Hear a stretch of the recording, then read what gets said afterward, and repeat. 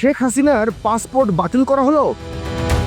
বাংলাদেশের সাবেক প্রধানমন্ত্রী শেখ হাসিনা বর্তমানে ভারতে অবস্থান করছেন এবং তার বাংলাদেশি পাসপোর্ট সরকার কর্তৃক বাতিল করা হয়েছে। এই ঘটনা দেশের রাজনৈতিক পরিমণ্ডলে নতুন উত্তেজনা ও আলোচনার জন্ম দিয়েছে। কি ঘটনা শেখ হাসিনাকে ভারত পাঠালো?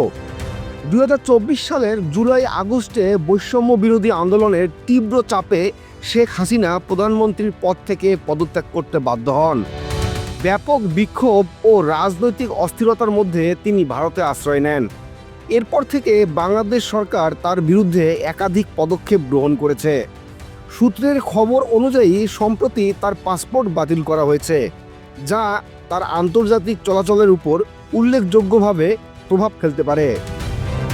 পাসপোর্ট বাতিলের সিদ্ধান্তকে অনেকে রাজনৈতিক প্রতিহিংসা হিসেবে দেখছেন। একজন রাজনৈতিক বিশ্লেষক নাম প্রকাশ না করার শর্তে বলেন, এটি শেখ হাসিনার রাজনৈতিক প্রভাব কমানোর একটি কৌশল হতে পারে, তবে এটি আওয়ামী লীগের সমর্থকদের মধ্যে নতুন করে ক্ষোভের সৃষ্টি করতে পারে। শেখ হাসিনা কি ভারত থেকে রাজনীতি চালাচ্ছেন? শেখ হাসিনা ভারতের নয়াদিল্লিতে অবস্থান করছেন বলে জানা গেছে।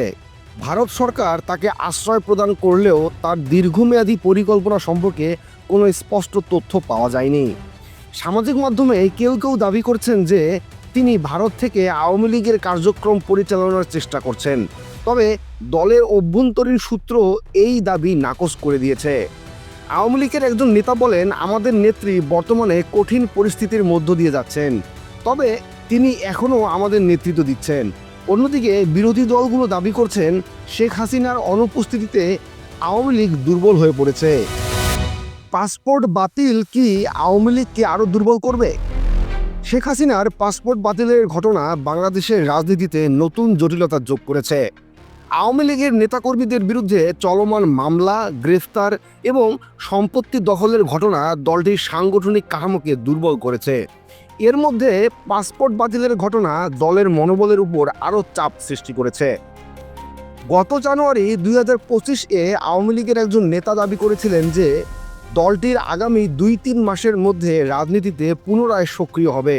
তবে শেখ হাসিনার বর্তমান পরিস্থিতি এই পরিকল্পনাকে প্রশ্নের মুখে ফেলেছে। পাসপোর্ট বাতিল কি ন্যায় বিচার নাকি প্রতিশোধ? 2024-এর আন্দোলনের পর থেকে শেখ হাসিনা এবং আওয়ামী লীগের প্রতি জনমনে ক্ষোভ বিরাজ করছে। পাসপোর্ট বাতিলের ঘটনাকে কেউ কেউ সরকারের ন্যায্য পদক্ষেপ হিসেবে দেখলেও অনেকে এটিকে রাজনৈতিক উদ্দেশ্য প্রণোদিত বলে সমালোচনা করছেন।